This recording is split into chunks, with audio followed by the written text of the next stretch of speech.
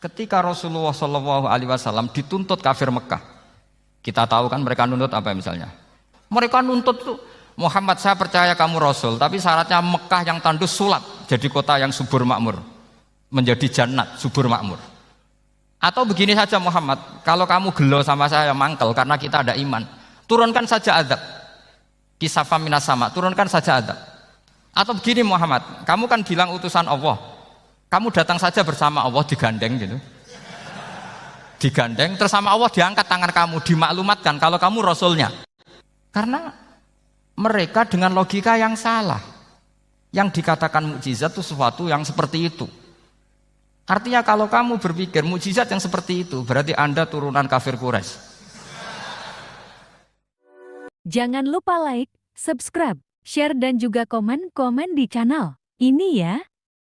Untuk bikin judul, terus judul kula adalah keistimewaan mukjizat Al-Quran. Kersane akurat nih kula betul kerpean, jadi otoritatif. Karena kalau dalam pendapat ulama, kalau seorang mubalek atau seorang ulama atau siapa saja kok ngomong tanpa teks itu dia tersangka sebagai musyarrek. Musyarrek itu menandingi syariatnya Rasulullah SAW. Dengan pikiran-pikirannya, dengan jargon-jargonnya. Jadi itu masalah besar kalau dalam tradisi ulama, karena pikirannya tidak musalsal, tidak ada silsilahnya ila Rasulillah SAW. Makanya saya meskipun banyak orang percaya ngaji di mana-mana itu bawa kitab. Satu ya tadi niat ngerpek tadi supaya saya dulu masih ingat zaman di Sarang itu kalau tes itu banyak yang bawa kitab. Ketika ditanya, ini namanya ngerpek. Enggak Pak, mutolaah itu tanpa batas. Jadi mutolaah itu kapan saja. Yang agak kriminal itu kasus ujian nasional. Itu ada seorang guru SD. Ini kisah nyata, ingin membocorkan ujian apa? Nasional. Itu kan jelas kriminal itu. Si guru SD tadi berdalih gini, wong ujiannya mungkar nakir saja dibocorkan, apalagi ini ujian negara. Karena semua kiai itu kan mengajari kita marrobuka waman nabi, itu kan mengecewakan mungkar nakir, artinya kan membocorkan ujian. Singkat cerita kiai tadi itu, guru tadi, kalau nggak percaya tanya Gus Bah. Akhirnya rombongan guru SD tanya ke saya, apa betul Gus ujian boleh dibocorkan? Analoginya kiai-kiai bocorkan ujiannya siapa? Mungkar nakir. Karena saya ya NKRI harga mati, saya bilang tertawa-tawa toh. Kalau saya jawab gak kriminal dimarahin polisi. Kalau saya jawab kriminal, analoginya dengan mungkar nakir memang yang membocorkan itu apa? Gak usah diteruskan, kalau saya bilang boleh nanti jadi kriminal. Dan agama ini adalah analogi. Analogi itu kias. Sehingga saya di sini insya Allah serius sekali membawa makalah mukjizatnya Quran. Kenapa demikian? Memang saya merasakan dan semua yang hadir di sini pasti merasakan bahwa mukjizatnya Quran itu luar biasa, sehingga kita satu-satunya umat yang enggak ditungguhi Rasul, tapi kualitas iman kita insya Allah menyamai periode-periode sahabatnya Rasulullah SAW. Tapi syaratnya tadi ya, dengan pikiran yang sama, dengan teks yang sama, dengan rasa yang sama, dengan kejiwaan yang sama. Caranya gimana supaya sama? Kita harus terus membaca teks. Teks itu mengingatkan kita. Misalnya begini, yang dikatakan mukjizat itu kan sesuatu dahsyat yang dalam nalar manusia itu enggak mungkin terjadi. Misalnya ontanya Nabi Soleh keluar dari batu besar, itu kan satu peristiwa yang akal manusia tidak sampai. Begitu juga tongkatnya Nabi Musa membelah Laut Merah, yang akal manusia itu tidak sampai. Tapi pikiran itu menurut mazhab kita yang waras ini, saya ulang lagi, kita yang waras itu pikiran kriminal, itu salah. Saya ulang lagi ya, kita semua kan umatnya Rasulullah SAW. Semoga benar-benar umatnya Nabi, bukan Islam yang kumat. Karena orang Islam itu pilihannya hanya dua, kalau nggak bersatu umat Islam ya Islam yang kumat. Kumat itu agak gitu, namanya kumat dalam bahasa Jawa. Begini, saya ulang lagi ya. Yang dikatakan mukjizat itu amrun khariqun lil adat, sesuatu yang luar biasa, kemudian dalam tanda kutip yang manusia itu tidak mampu. Sehingga itu dikatakan mukjizat seperti tongkatnya Nabi Musa dan untanya Nabi Nuh yang keluar dari batu besar. Kalau kalian ingin jadi wali, pikiran seperti itu udah akan jadi wali. Gagal itu di KPU gagal. Jadi nggak usah sampai MK, di KPU sudah gagal. Kenapa demikian? Pertanyaannya begini.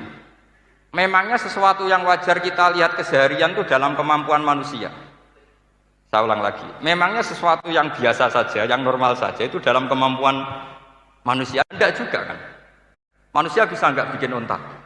Yang wajar saja, yang lewat indukan. Bisa enggak? Enggak kan? Manusia bisa bikin laut enggak? Enggak kan? Jadi kalau mukjizat itu dengan definisi sesuatu yang manusia tidak mampu, memangnya keseharian alam ini manusia mampu? Enggak juga kan? Nah, karena agama Islam dengan logika itu, Rasulullah SAW menolak mukjizat yang seperti itu. Ya, menolak mukjizat yang seperti itu. Makanya saya bilang pikiran pertama tadi itu kriminal, karena itu ditolak oleh Rasulullah SAW. Karena ya itu tadi, kalau itu dituruti, lama-lama kita tidak tahu kedahsyatan ciptaan Allah keseharian. Makanya ketika Rasulullah diminta laula utiya mislama utiya Musa, ya Muhammad itu punya mukjizat kayak tongkat Nabi Musa. Kasolihin Nuh, kasolihi soleh. Apa karena koti apa? Soleh. Sebagaimana untanya Nabi Soleh. Apa jawabnya Allah? Wa ma min dabatin fil ardi wala ta'iri yatiru bi janahihi illa umamun amsalukum. Sebagian dijawab inna fi khalqis samawati wal ardi wa ikhtilafil laili wan nahar sampai saat terusnya wa tasrifir riyah saat terusnya la ayatil liqaumi yaqilun. Karena logika yang terbangun begini, dan ini saya ulang lagi, ini syarat utama jadi wali. Ini masih satu poin. Nanti ACC-nya nunggu ketua-ketuanya.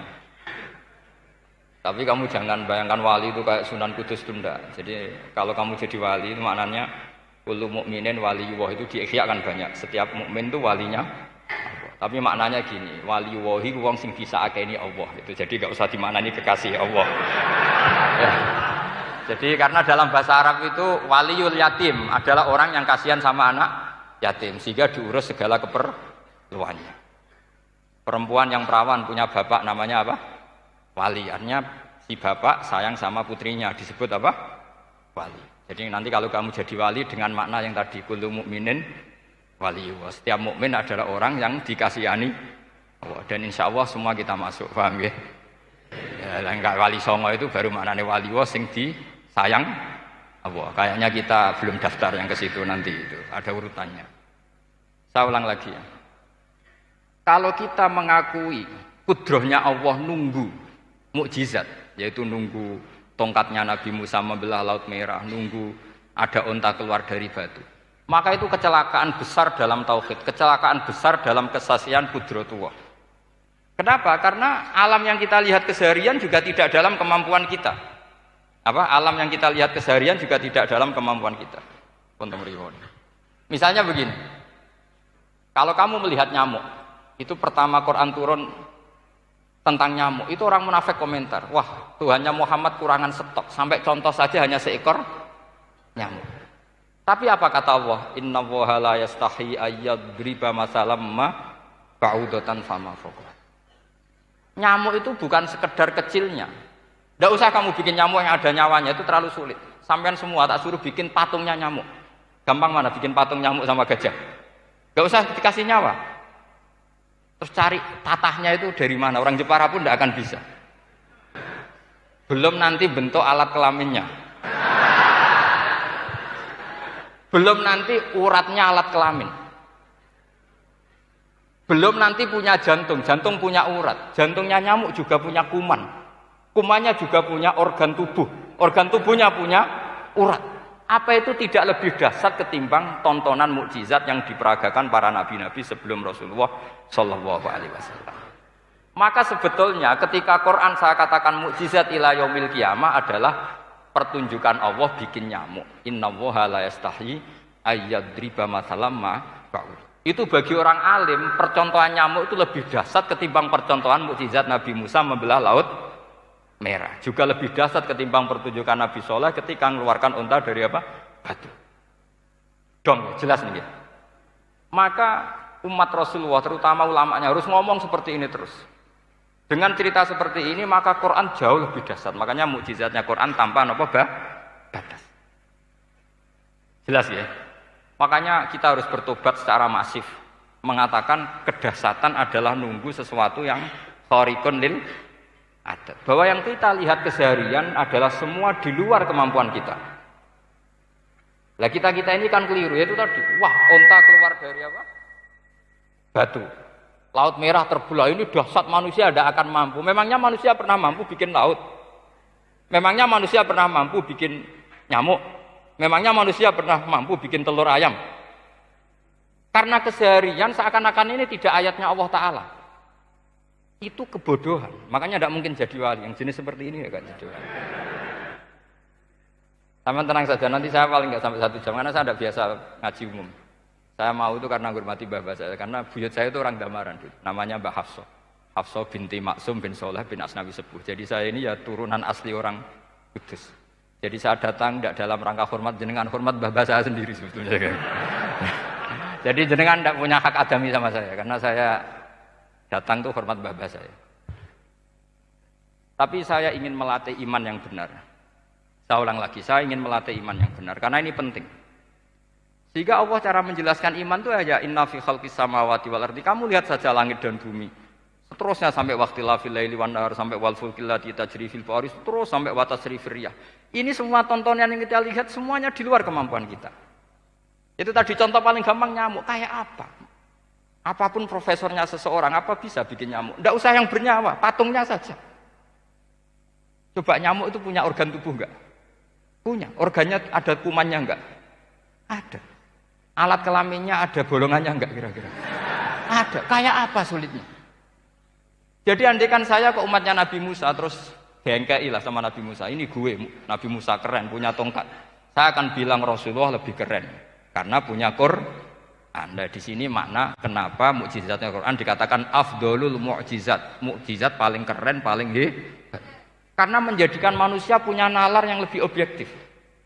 Artinya lebih objektif. Kenapa kita hanya kagum dengan sesuatu yang dahsyat? Dengan alasan kita tidak mampu. Memangnya dengan hal-hal yang keseharian kita mampu? Tidak juga kan? Jelas ya?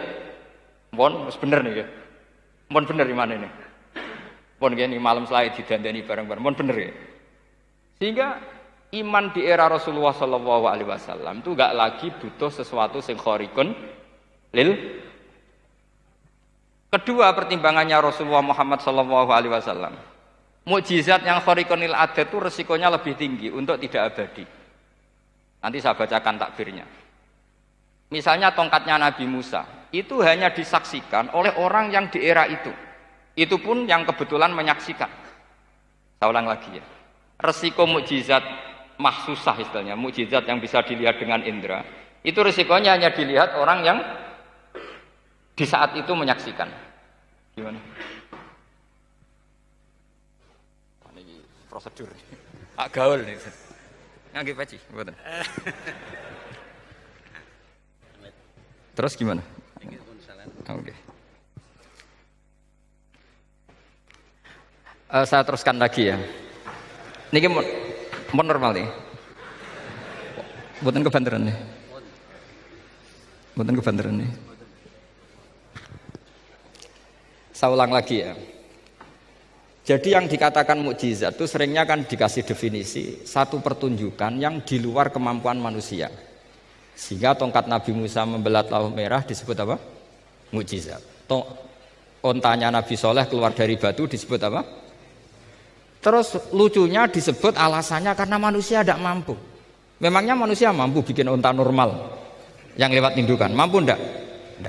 Artinya umatnya Rasulullah lebih sering melihat kekuatan Allah Subhanahu wa ta'ala kulla waqtin wa hinin, setiap saat. Karena cara berpikir sudah dibenahi Al-Qur'anul Karim. Paham ya? Maka untuk jadi wali umatnya Nabi itu lebih mungkin karena melihat kedahsyatan Allah setiap saat. Tidak usah nunggu sesuatu yang super kayak apa? Kan filakil bahri, sebagaimana laut terbelah oleh tongkatnya Nabi siapa? Musa. Terus ketiga, kalau logika mukjizat gini itu terus menerus, seperti yang dialami Nabi Musa, resikonya adalah umat selalu menuntut hal yang aneh-aneh dan melupakan hal yang pokok. Itu lebih bahaya lagi. Misalnya begini contoh gampang. Kita ini hidup di bumi setelah sampean belajar ilmu falak atau astronomi atau belajar geologi.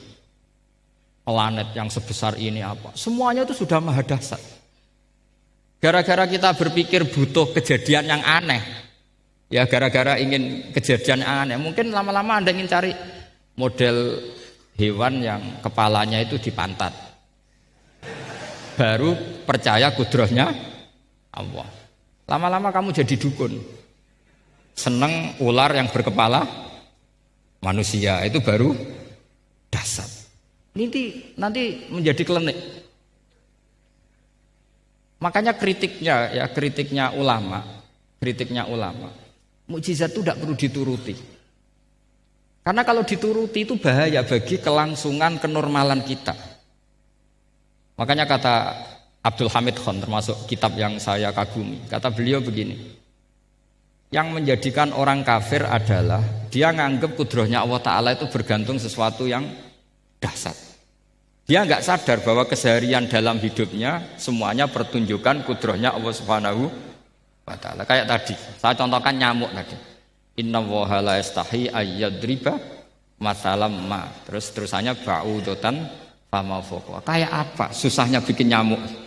Sudah kecil, punya alat kelamin, punya organ, punya urat. Lalu dalam tubuhnya juga ada kuman, kumannya juga berorgan. Kebayang nggak Anda bikin seperti itu? Enggak. Dahsyat mana dengan tongkatnya Nabi Musa? Sama-sama berstatus kita tidak mampu sama sekali. Dahsyat mana? Sama kan? Nah, itu yang diinginkan Rasulullah Shallallahu Alaihi Wasallam, dan Al-Quran menggiring kita cara berpikir begitu terus.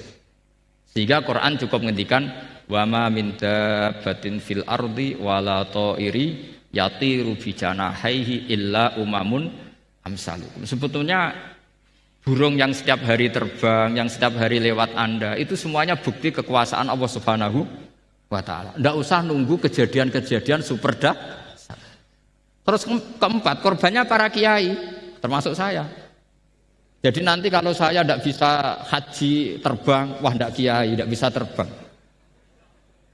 Tidak bisa kayak Harry and Potter misalnya gitu, tidak bisa kayak Harry. Jadi nanti kiai juga dituntut gitu, bisa terbang kayak Aladin. Jadi nanti repot. Semua kebenaran agama bergantung pimpinannya ini punya kedahsyatan itu. Akhirnya celakanya apa? Ada orang yang pura-pura dahsyat tapi penipu, kayak kasusnya Dimas Kanjeng. Oh nggih. Betul apa? Sementing ini lancar mon. Nggih.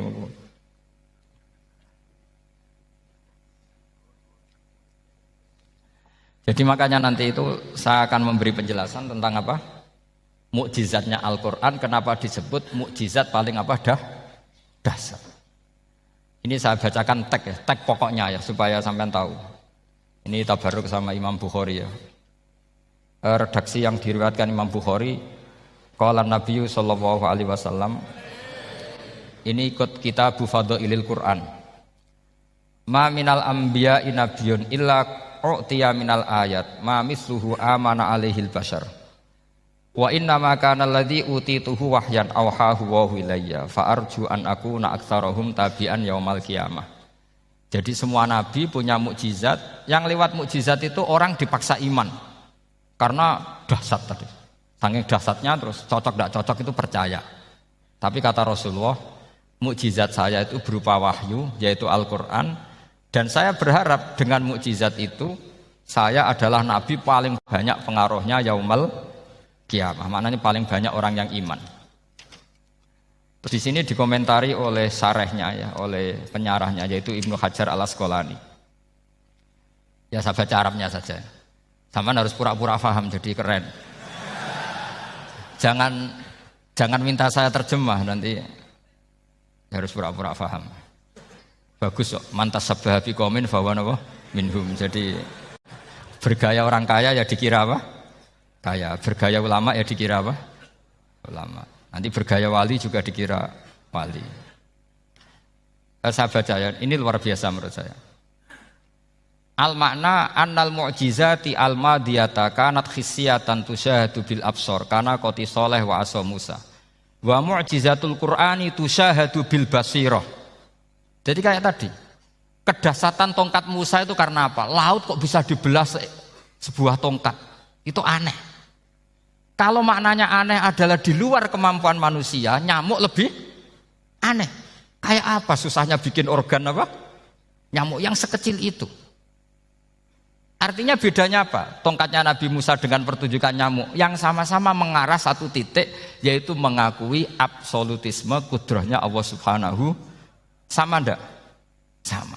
Sehingga umatnya Rasulullah tidak perlu ditunggoni mukjizat simsalabim. Cukup penalaran akal. Ini namanya basirah apa? Basirah. Nggih jelas ya? Mohon sampean ra usah kepen roh tokate Nabi Musa to. Cekap melihat apa? Nyamuk. Ya sudah bagus, sudah maju, sudah keren. Ya jelas ya. Li'annal ladzi yusyahadu bi ainir ra'si yang qaridu binqiradi musyahidihi walladzi yusyahadu bi ainil aqli baqin yusyahiduhu kullu man jaa ba'dal awwali mustamirron. Sesuatu yang dipertontonkan lewat sesuatu yang fisik kayak tongkat Nabi Musa, itu yang percaya langsung tentu yang melihat. Setelah itu ada yang percaya, ada yang enggak. Bisa saja itu hoax, bisa saja macam-macam. Tentu yang enggak percaya tentu salah, ya kita sepakat. Tapi tetap saja yang enggak menyaksikan itu bisa saja enggak percaya. Paham ya? Tapi logika kedahsyatan nyamuk, siapapun yang punya nalar percaya. Artinya giringan Al-Quran untuk melihat mukjizat itu kedahsyatan Allah bikin nyamuk itu abadi ila yaumil kiamah. Dan siapapun yang waras akan ikrar dan tetap menyaksikan. Karena insya Allah ada nyamuk terus ila yaumil kiamah. Itu kan teman tidur kita, paham? Makanya kamu kompromi dengan nyamuk. Sekali-kali jangan dicablek. Ini ayatnya Allah. Ya bila perlu dicium, dielus-elus gitu. Karena saya yakin yang hadir di sini andekan melihat tongkatnya Nabi Musa kira-kira dilus-lus enggak? Kira-kira? Andekan loh, kamu punya kesempatan melihat tongkatnya Nabi Musa, gimana? Dilus-lus, dikai mori, dikai kembang 7 taman, ya gitu. Tapi kenapa nyamuk enggak kamu begitukan? Toh sama-sama ini ayatnya Allah yang luar biasa. Makanya ini ngaji di sini saya ulang lagi, sama ndak perlu merasa punya hak adami sama saya, karena saya memang buyut saya kandung itu orang Gamaran, namanya Mbah Hafsah. Hafsah itu binti Maksum bin Soleh bin Asnawi Sepuh. Jadi saya ini termasuk turunan beliau yang keluar dari Kudus di Rembang. Karena mbah saya kandung itu sepupunya Mbah Sahal, ya sama Mbah Sahal, ibunya Badiah. Badiah ya putrinya Mbah Hafsah ini. Kalau ibu saya namanya Sofiyah, ya putrinya Mbah Hafsah ini. Jadi kenapa saya cerita ini, ya memang Quran sudah terang-terangan ngendikan dzurriyatam ba'duha apa mimbat. Jadi kekuatan dzurriyah itu luar biasa. Jadi kita menjaga harkat dan martabat para leluhur supaya ilmu ini terjaga. Jangan marisi gayane tok, bae alim terus putune pedita-pediti gak alim terus gak keren, menurut saya itu malu itu. Jadi marisi itu ya kalau putunya orang alim ya alimnya, jangan marisi mulyane. Nggak orang alim terus mulya tok gelem dicucup, itu gak keren menurut saya. Niru alimnya dulu baru sama-sama dicucup, itu baru betul, paham ya? Jadi ada aturannya lah. Saya teruskan. Sehingga Quran kalau menggiring mukjizat, ketika Rasulullah SAW dituntut kafir Mekah, kita tahu kan mereka nuntut apa misalnya? Lan nu'mina laka hatta tafjura lana minal ardi napa yam bu'a au takuna laka jannatum min nakhili wa inabin fatufajjiral anhara khilalaha napa tafsira au tusqitas samaa kama zamta alaina kisafan au ta'tiya billahi wal malaikati qabila au yakuna laka baitum min zuhrufin au tarqa fis sama. Masih mereka bilang gini, walan nu'mina liruqiyika hatta tunzila alaina kitaban naqra'u. Mereka nuntut tuh, Muhammad saya percaya kamu rasul, tapi syaratnya Mekah yang tandus sulap jadi kota yang subur makmur, menjadi jannat subur makmur. Atau begini saja Muhammad, kalau kamu gelo sama saya mangkel karena kita ada iman, turunkan saja azab. Kisafam minas sama, turunkan saja azab. Atau begini Muhammad, kamu kan bilang utusan Allah, Kamu datang saja bersama Allah digandeng gitu. Digandeng terus sama Allah diangkat tangan kamu, dimaklumatkan kalau kamu rasulnya. Au ta'tiya billahi wal malaikati qabila. Karena mereka dengan logika yang salah. Yang dikatakan mukjizat itu sesuatu yang seperti itu. Artinya kalau kamu berpikir mukjizat yang seperti itu, berarti Anda turunan kafir Quraisy. Anda turunan apa? Kafir Quraisy. Maka enggak boleh berpikir mukjizat seperti itu. Nyatanya Allah cukup menjawab dengan ayat wa ma min dabatin fil ardi wala ta'iri yatiru bi janahihi illa umamun amsalukum. Dijawab lagi inna fi khalqis samawati wal ardi waqtilafil laili wan nahar wal fulkil lati tajri fil bahr satruse la ayatil liqaumi yakin. Semudah itu kita iman kedahsyatan kudrahnya Allah. Cukup melihat kerbau. Kok bisa ya jaga populasinya? Padahal tidak pernah dia seminar cara jaga populasi. Nyatanya tetap terjaga. Tanpa lamaran ya bisa jaga keturunannya. Tanpa sesar ya anaknya lancar. Tanpa sesar kan? Artinya mereka bisa. Karena di sini ada kudratullah. Ada apa? Ada kudratullah. Nah kalau iman seperti itu, Anda baru betul. Yaitu yang disebut Allah ya tanazzalul amru bainahunna li ta'lamu annallaha ala kulli syai'in qadir wa annallaha qad ahata bi kulli syai'in ilma. Semua urusan di alam raya ini hanya Allah ingin mempertontonkan bahwa saya kuasa. Jadi tidak perlu nunggu yang aneh-aneh. Sehingga andaikan saya ketemu Nabi Musa dan ketemu Rasulullah Muhammad SAW, pasti saya milih Nabi Muhammad sebagai ketua. Karena Nabi Muhammad yang bikin sarana iman dengan sarana yang seluas-luasnya, dan sarana ini tidak habis dan ada di mana saja, yaitu sarana ikrar bahwa Allah kudroh dan kudrohnya tanpa batas. Nabi bikin sarana apa saja, melihat langit, bumi, lautan, nyamuk, hewan, semuanya sarana untuk ikrar kudrohnya Allah Subhanahu wa ta'ala. Sementara Nabi Musa mempertontonkan hanya nunggu mukjizat sing khariqun lil adat. Paham ya? Makanya wajar kalau Nabi bergelar Afdholul Anbiya Sayyidul Awwalin wal Akhirin. Karena memang lebih efektif cara menggiring supaya orang iman. Sekarang sudah tahu kenapa Nabi jadi Sayyidul Awwalin wal Akhirin? Sudah. Mungkin kemarin-kemarin tahu tapi gak tahu logikanya. Pokok iman. Selewat ke musola ngaji iman. Itu iman yang kurang betul itu karena tanpa nadzor. Itu namanya taklid yang statusnya mukhtalaf alaih, masih disidangkan di MK, paham ya? Iman. Jadi iman taklid itu iman yang masih disidangkan oleh para ulama. Ada hakim yang bilang sah, ada hakim bilang tidak sah. Tanya anak-anak Qudsiyah.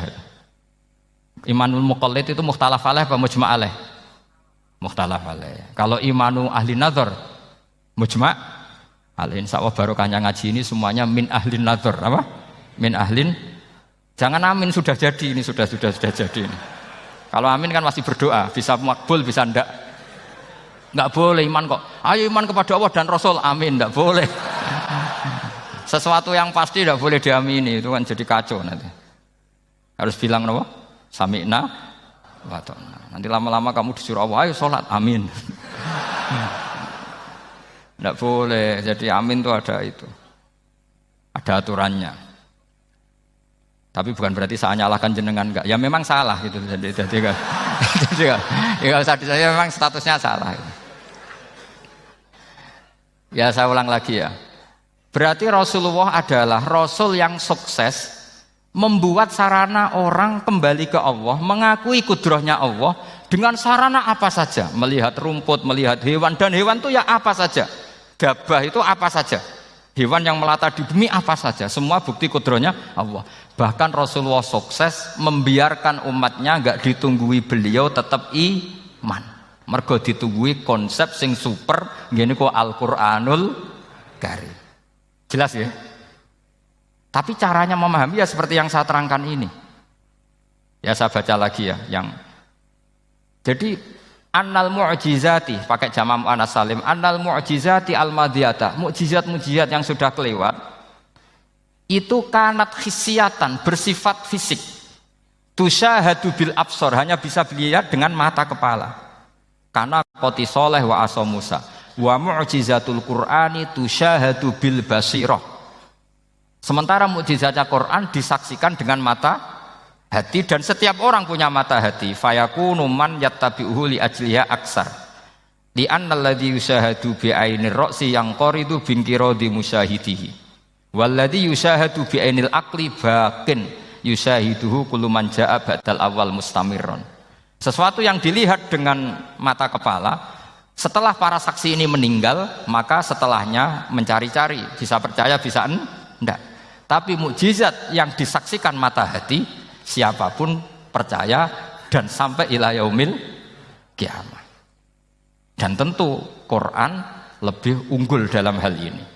Dan insya Allah kita semua adalah ahli Quran. Yaitu harus punya kesimpulan falam mata bayyana lahu qala a'lamu annallaha ala kulli syai'in qadir. Sebagian ayat wa li ta'lamu annallaha ala kulli syai'in qadir wa annallaha qad ahata bi kulli syai'in ilma. Itu kenapa mukjizat Al-Qur'an dasar. Itu yang gampang-gampang ya, melihat nyamuk, unta, kerbau itu yang gampang. Anda tak naikkan kelas sedikit menjadi agak ilmiah. Misalnya begini, kamu ahli falak. Misalnya kayak Batu Rehan ya. Itu pasti tahu kalau matahari dan rembulan dibikin Allah itu asyamsu wal qamaru bi husban. Bahwa matahari dan rembulan dibikin ini untuk hisab. Walladzi ja'ala syamsa diya'a wal qamara nuran wa qaddarahu manazila li ta'lamu 'adadas sinina wal hisab. Sehingga ketika ternyata betul samsiyah bisa dihitung menjadi tahun samsiyah, yang oleh bahasa milenial disebut Masihiyah. Sayyidina Umar agak tersinggung. Sebetulnya yang namanya hisab itu tidak ada hubungannya dengan Masehi dan Hijriyah, itu tidak ada. Semua berdasar matahari atau apa? Rembulan. Lah sialnya yang samsiyah ini oleh bahasa internasional disebut apa? Masihiyah. Makanya Sayyidina Umar marah terus bilang ya sudah kalau gitu Qamariyah bikin apa? Hijriyah. Jadi itu sebenarnya nama politik. Sebetulnya kalau objektif yang jadi ukuran ya samsiyah sama Qamariyah. Berhubung ini sudah diambil tetangga partai sebelah, akhirnya ya kira-kira gitu lah. Jadi kira-kira seperti itu. Akhirnya kita namanya apa? Hijriyah, apa samsiyah sama apa? Hijriyah. Sebetulnya yang asli ya samsiyah, Qamariyah. Tapi nggak apa-apa lah. Dunia itu mesti ada politiknya. Lah yang repot orang-orang fanatik hukum pakai bahasa nasional, itu repot. Jadi misalnya kematian Yesus Kristus, itu mesti Batu Rehan kan nggak percaya. Akhirnya ditambahi kematian Sibeh. Karena kalau bilang iya kan percaya. Makanya ditambahi apa? Sibeh. Karena menurut orang Islam berkeyakinan Nabi Isa itu nggak terbunuh. Maka ditambahi apa? Sibeh. Saya dulu pernah usul. Karena beliau itu kalau manggil bahasa itu bude, jadi saya pernah sowan usul. Mbok ditulis gini saja, Mbah. Kematian Yesus dalam kurung katanya. Tapi mungkin terlalu vulgar ya. Jadi akhirnya dibikin apa? Sibeh ya. Di kalender Kudus kan apa? Sibeh ya, ditambahi Sibeh. Ya enggak apa-apa lah, yang penting keyakinannya masih benar gitu. Jadi masih benar. Kalau usulan saya terlalu ekstrim, masa dikasih apa? Katanya. Ya karena memang begitu kan, kita berkeyakinan Nabi Isa itu gak terbunuh. Wa ma qataluhu wa ma sholabuhu walakin syubbihalahu. Jadi ini saya teruskan, ini paling masih seperempat jam ini. Kalau kelamaan sampai dolim itu ganggu kiai lama-lama gitu. Saya tadi sudah bilang sama panitia, orang Indonesia itu gak sopan. Kalau suka kiai itu didatangkan, itu agak masalah sebetulnya. Dalam etika itu masalah. Kalau seneng kiai ya sowan ngaji, jangan sowan di dalam, itu ganggu ya, sowan ngaji saja. Dulu Imam Malik itu anaknya raja itu, Imam Malik itu seangkatan dengan Harun Ar-Rasyid. Makanya jangan berharap kalau saya gampang diundang. Bukan karena saya sombong, memang etikanya seperti itu. Jadi Imam Malik diminta datang ke istana untuk ngajar anak-anaknya Harun apa? Ar-Rasyid. Masyhur Imam Malik tersinggung terus kata bilang, al ilmu yu'ta la ya'ti. Ilmu itu disowani bukan sowan. Akhirnya Harun Ar-Rasyid minta anak-anaknya datang ngaji ke Imam Malik. Itu anak presiden. Imam Malik berani, al ilmu yu'ta la ya'ti. Tapi kalian beruntung karena saya hormat sama mbah-mbah saya di sini. Wong makom buyut saya itu ya berarti apa ya? Selatannya makamnya Sayyid Ja'far Shadiq itu di situ kan ada makamnya Mbah Soleh, Mbah Maksum, itu mbah saya. Nah, makanya dulu saya ngaji di sini lama di Damaran itu. Maksudnya lama itu ya mungkin setahun. Karena saya memang mulai kecil di Sarang, sampai sekarang saya masih ngajar di Sarang. Tapi dulu cukup ya, karena saya kesini sudah hafal Quran, jadi hanya setor setiap hari satu juz, jadi cepat lah. Saya tidak punya masalah ingatan, alhamdulillah, jadi cepat hafal. Saya terangkan lagi ya, ini penting ya, masalah mukjizatnya Quran. Selama ini orang tuh mau bilang tok, mukjizatnya Quran itu dahsyat, tapi nggak bisa menerangkan. Itu masalah. Makanya kita harus bisa menerangkan mukjizatnya Quran dahsyat itu apanya. Yaitu tadi, tongkatnya Nabi Musa hanya disaksikan oleh orang yang di era itu. Toh tujuannya mukjizat adalah diakui kemudian orang menjadi iman. Lalu Rasulullah SAW beliau sudah intaqala ila rafiqil a'la.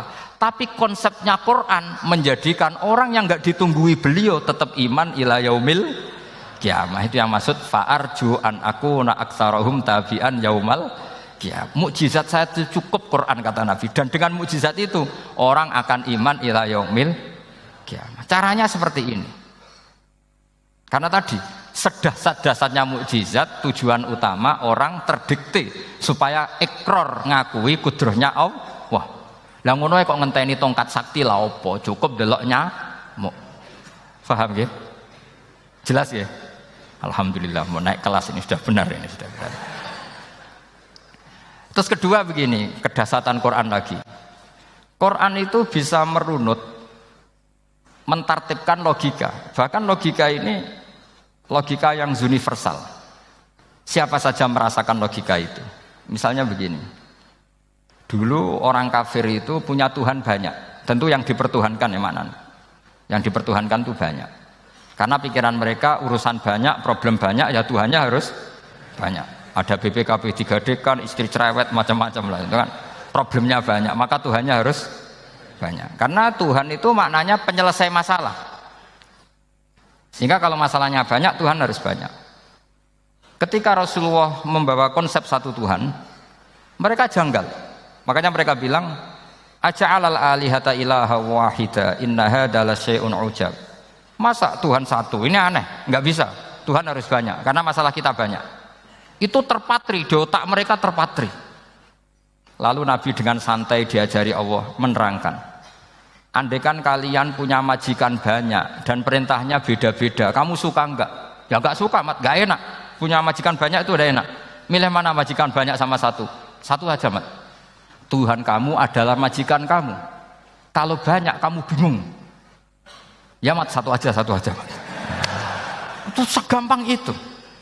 Jadi menggiring, Tuhan itu kan bos kita, tuan kita. Kalau banyak berarti yang memerintah kita banyak, dan bisa konflik bos-bos kita ini karena berebut anak buah tadi. Akhirnya mereka, kalau kamu punya majikan banyak dan perintahnya beda-beda, semuanya minta dilayani, kamu pusing enggak? Ya pusing, Mat. Minta mana? Majikan banyak sama satu? Satu saja, Muhammad. Ya Tuhan kamu adalah atasan kamu, maka harus satu. Mereka faham. Oke, Mat, Tuhan satu. Itu yang dimaksud dorobawaw matalar rojulan fihi syuraka umutasyakisuna wa rojulan salamal lirojul hal yastawiyani masalah. Langsung alhamdulillah. Karena mereka yang paling bodoh pun faham. Dengan logika itu faham. Kalau Tuhan banyak, perintahnya banyak, kita repot. Maka Allah bikin satu masalan, yaitu rojulan fihi syuraka umutasyakisuna wa rojulan salamal lirojul. Satu lelaki, satu bos, satu perintah. Kayak apa mudahnya Allah. Kemudian mereka tetap menuhankan Lata, Hubal, dan Uzza. Karena mereka dipertuhankan. Sebenarnya nggak pernah Tuhan, tapi dipertuhankan. Allah memberi contoh itu sederhana sekali. Wa daraba Allahu mathalar rajulaini ahaduhuma abkam la yaqdiru ala syai'in wa huwa kallun ala maulah aina ma yuwajjihu la ya'ti bi khair hal yastawi huwa may ya'muru bil adl. Kata Rasulullah, Lata itu menurut kamu apa? Ya Tuhan kami. Muhammad, Hubal ya Tuhan kami, Uzzal ya Tuhan kami. Lalu kalau mereka kotor ya saya mandikan, kalau hidungnya coplok ya saya tata. Terus kata Rasulullah begini, kamu mau enggak punya budak atau pembantu yang buta, tuli, bisu? Kamu mau enggak punya pembantu loh ya, pembantu itu budak zaman dulu. Kamu mau enggak punya pembantu yang buta, yang tuli, yang bisu? Wah gak doyan mat, nggopo pembantu ngono iku? Lah pembantu saja kamu enggak mau yang gitu kok malah punya bos begitu? Orang yang tuli, yang bisu, yang kopok, jadi pembantu saja nggak layak kok malah jadi pangeran. Paham ya? Arca dan berhala itu kan nggak bisa apa-apa. Kamu mau gaji ngasih THR pembantu yang kopok, bisu, picek, mau? Wong jadi pembantu saja nggak sah kok mau jadi apa? Tuhan atau jadi majikan. Jadi Allah bikin contoh gampang sekali. Wa daraba mathalar rajulaini ahaduma abkam la yaqdiru ala syai'in, enggak bisa apa saja. Wa wa kallun ala maulah, anane ngrepoti tok. Inama yuwajjihu la yati bi khair. Mudah sekali. Akhirnya mereka berbondong-bondong iman karena logikanya ditata oleh logika Al-Qur'an. Makanya agama ini sebenarnya enggak pernah datang dengan kekerasan, itu enggak pernah. Bil hujjah, dengan argumentasi. Itu disebut qul falillahil hujjatul baligh. Nah sekarang orang rapati soal argumentasi, senengannya neror. Nah, itu rapati ngaji. Sebenarnya agama ini mudah. Ad-dinu yusrun, agama ini mudah, logikanya gampang. Untuk tidak menuhankan Yesus atau Isa, Quran juga datang dengan penjelasan yang enggak jelimet, yang gampang saja. Kata Allah, mal masihu ibnu maryam illa rasul qad khalas min qablihir rusul wa ummuhu siddiqah kana yakulanit. Kok arani pangeran piye? Nek ramangan ya lesu. Kamu kebayang enggak misalnya punya Tuhan terus mbok gratisi pas marung. Terus kamu bangga, alhamdulillah tadi Mbah habis ngratisi Tuhan. Tadi kelihatannya kelaparan, tak gratisi, senangnya bukan main. Kamu mau punya Tuhan yang seperti itu? Mau? Enggak mau kan? Allah menjelaskan kana yakulanit. Kuduyan sego, artinya nak orang mangan yo lemes. Pas kamu minta, ternyata Tuhannya baru lemes. Jadi Quran itu tidak sinis enggak, tapi menggiring logika bahwa ini tidak mungkin Tuhan. Wong kana ya kulanit. Gampang kan? Itu gampang. Gampang sekali, logika Quran itu gampang sekali. Dan masalahnya kita sekarang tidak mengkaji Quran yang sisi ini. Ya termasuk kritik kita ya, tapi ya sudahlah, ini dunia ya macam-macam. Ono sing ngaramno lomba, ono sing mendukung lomba, macam-macam. Saya tidak dalam posisi mendukung dan menolak. Saya 0-0, jadi tidak ke kanan tidak ke kiri dalam konteks tadi. Karena ya sudahlah, itu sudah takdir, semuanya takdir. Ada yang setuju lomba, ada yang mengharamkan apa? Lomba. Tapi sebetulnya kalau kita berpikir Quran diturunkan ya untuk yang saya terangkan ini, menjaga logika agama al-hujjah al-balighah ila yaumil kiamah. Karena kita tidak perlu tongkat lagi Nabi Musa, enggak perlu ontanya Nabi Soleh. Cukup dikawal aturan-aturan iman yang cukup mudah dan kita temukan di mana saja ayat-ayat itu.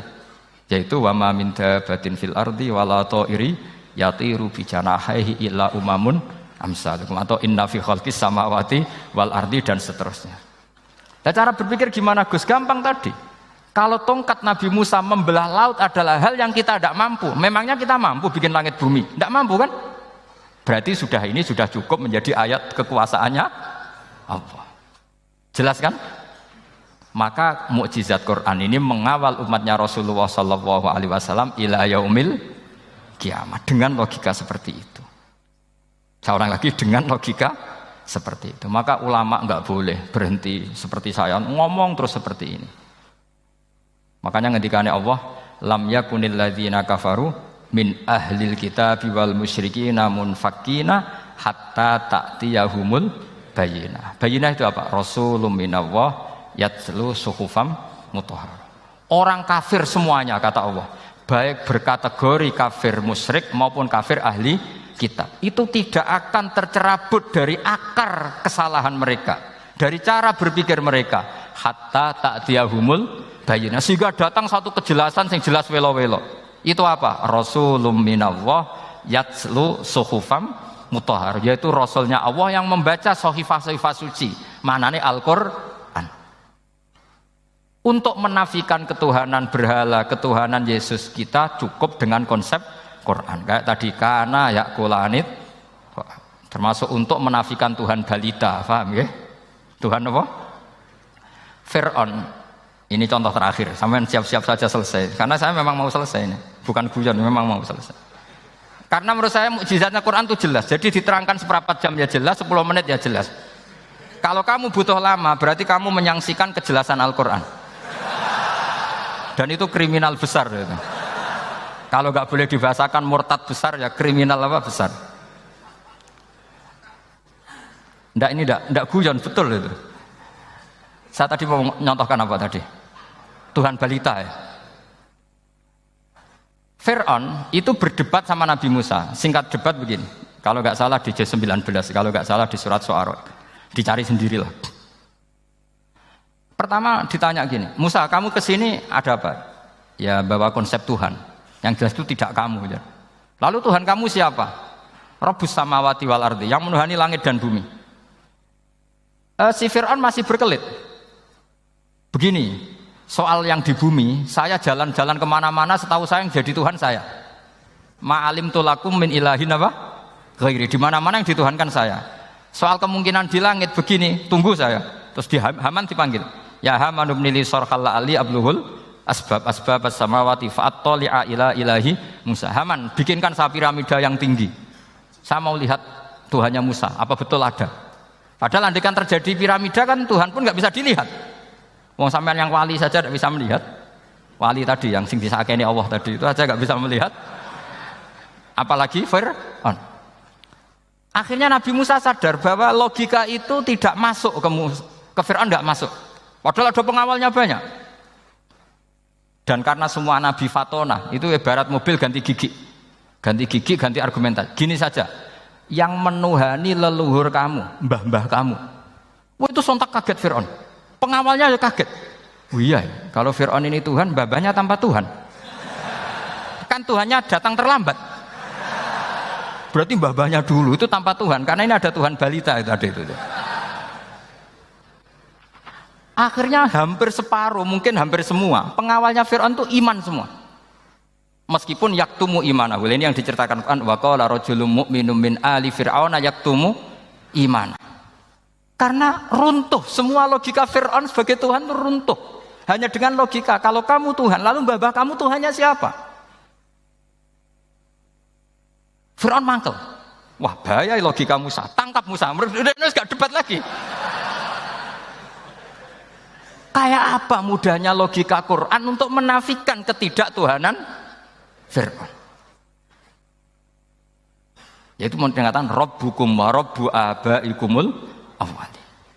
Karena dikatakan Tuhan langit, Fir'aun masih berkelit. Nanti dulu, saya mau bikin piramida. Mau saya lihat ada enggak Tuhan kamu. Nabi Musa langsung genti gigi, yang nuhani mbah-mbah kamu. Orang kan masih pikir, ini kalau Tuhan betul, lalu orang-orang dulu Tuhannya siapa? Kan Tuhannya datang terlambat. Nah itu lagi-lagi, dan kita baca Quran itu ila yaumil kiamah. Makanya tidak ada umatnya Rasulullah SAW kemudian imannya itu ada syak, nggak ada sama sekali.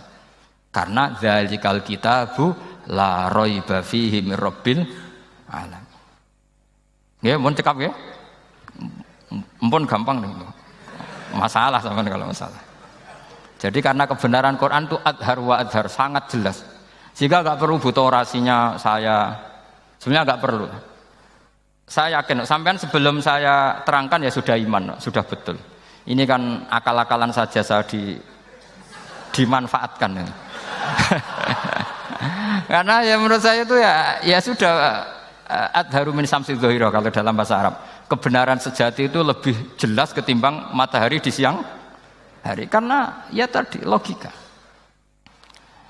Ya saya tambah satu contoh lagi, semoga ini selesai betul. Kemudian Quran misalnya gini, sampean tak bedai. Kamu bisa melihat itu karena apa? Ini misalnya apa? Kertas yang saya bawa ini kan kuning. Kamu bisa melihat itu karena apa? Mata kan? Nah itu masalah.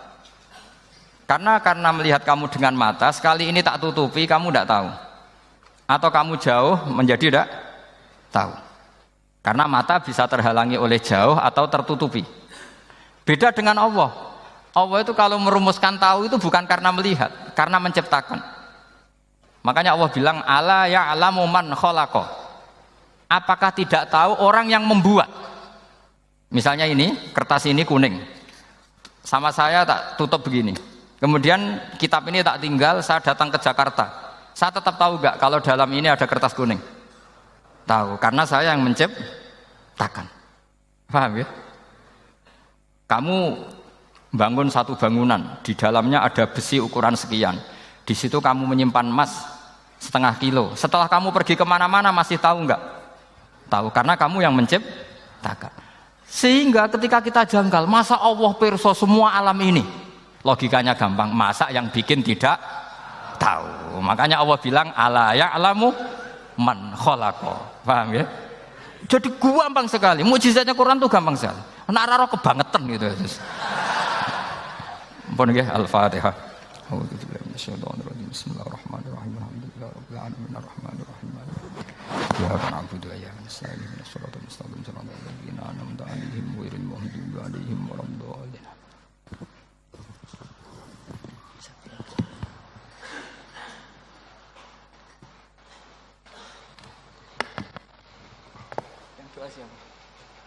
Gak usah doa.